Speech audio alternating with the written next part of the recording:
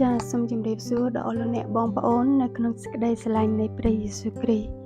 ខ្ញុំអាននៅព្រះគម្ពីរទំនុកដំកើងនៅជំពូក55ទំនុកជាសេចក្តីបង្រៀនរបស់ស្ដេចដាវីតដែលទ្រង់លើកសម្រាប់មេភ្លេងត្រូវលេងដោយប្រដាប់មានខ្សែអោព្រះអង្គអើយសូមផ្ទៀងព្រះការស្ដាប់សេចក្តីដែលទូលបង្គំអធិដ្ឋានសូមកុំលាក់ព្រះអង្គនឹងពាក្យដែលទូលបង្គំទូលអង្វរឡើយសូមសំកាំងស្ដាប់ហើយឆ្លើយមកទូលបង្គំផងទូលបង្គំអន្ទះអន្ទែងហើយធ្ងរដោយសេចក្តីទុក្ខព្រួយរបស់ទូលបង្គំគឺដោយព្រោះសំឡេងរបស់ខ្មាំងសត្រូវនិងសេចក្តីសង្កត់សង្កិនរបស់មនុស្សអាក្រក់ត្បិតគេទម្លាក់ការទុច្ចរិតមកលើទូលបង្គំព្រមទាំងបៀតបៀនទូលបង្គំដោយសេចក្តីកំហឹងចិត្តទូលបង្គំអន្ទះសានៅក្នុងខ្លួនហើយសេចក្តីស្ញែងខ្លាចចំពោះសេចក្តីស្លាប់បានគ្របសង្កត់លើទូលបង្គំទូលបង្គំបានកើតមានសេចក្តីភ័យខ្លាចហើយញាប់ញ័រសេចក្តីតក់ស្លុតបានបង្គ្រប់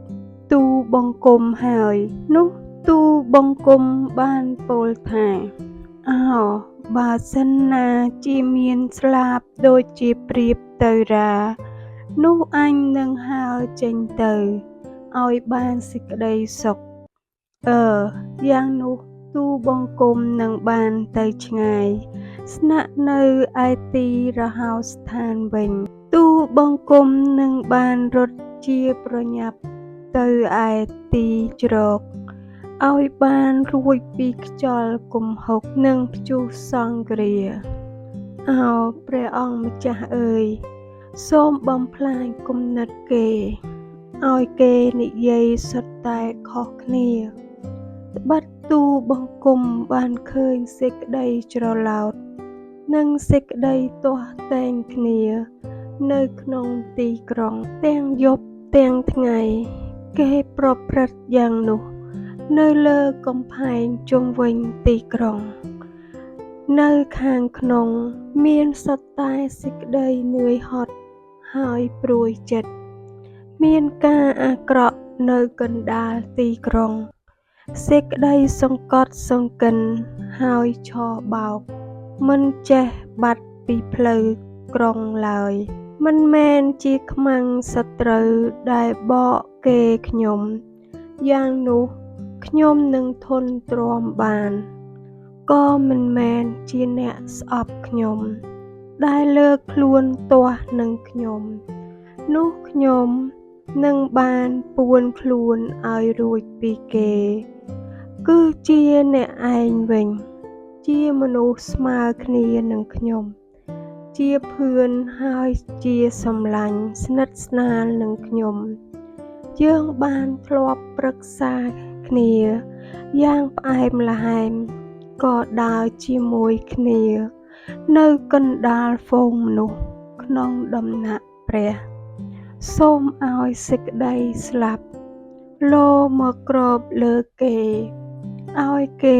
ចោះទាំងរស់ទៅក្នុងស្ថានឃុំព្រលឹងមនុស្សស្លាប់ត្បិតមានអំពើអាក្រក់នៅក្នុងទីលំនៅរបស់គេហើយនៅខាងក្នុងគេផងចំណែកខ្ញុំនឹងអំពាវនាវដល់ព្រះហើយព្រះយេហូវ៉ាទ្រង់នឹងជួយសង្គ្រោះខ្ញុំនឹងអធិដ្ឋានហើយស្រែកធ្ងរទាំងពេលល្ងាចពេលព្រឹកនិងថ្ងៃត្រង់ផងហើយខ្ញុំនឹងស្ដាប់សំឡេងខ្ញុំជាមិនខានទ្រង់បានដោះព្រលឹងខ្ញុំឲ្យរួចពីសឹកសង្គ្រាមដោយសុខសាន្តត្បិតមានគេទាស់ទតឹងនឹងខ្ញុំជាច្រើនព្រះទ្រង់នឹងឮហើយនឹងធ្វើសពដល់គេ គឺជាព្រះដែលគង់នៅតាំងពីអស់កលរៀងមកនោះហើយគេមិនព្រមប្រែចិត្តសោះក៏មិនកោតខ្លាចដល់ព្រះដែរគេបានលូកដៃទៅទាស់នឹងមិត្តដែលជាមេត្រីនឹងគេបានក្បត់ចំពោះសញ្ញារបស់ខ្លួនហើយមាត់គេរអិលជាងខ្លាញ់តែចិត្តគេមានពេញដោយការចម្បាំងវិញវាចាគេទន់ល្វន់ជាងប្រេងប៉ុន្តែពាក្យទាំងនោះសុទ្ធតែជាដាវហូតស្រាប់ជោគទេបន្ទុករបស់អ្នកទៅលើព្រះយេហូវ៉ានោះទ្រង់នឹងជួយទប់ទល់អ្នកទ្រង់មិនព្រមឲ្យមនុស្សសុចរិតត្រូវរង្គើឡើយតែអោព្រះអង្គអើយសូមទ្រង់ឲ្យគេចុះទៅឯរណ្ដៅនៃសេចក្តីហិនវិនាសពួកមនុស្សកុំចាយឈាមហើយមនុស្សឧបាយកលនឹងរស់នៅមិនដល់ត្រឹមពាក់កណ្ដាលអាយុផងតែទូបង្គំនឹងទុកចិត្តដល់ទ្រង់វិញ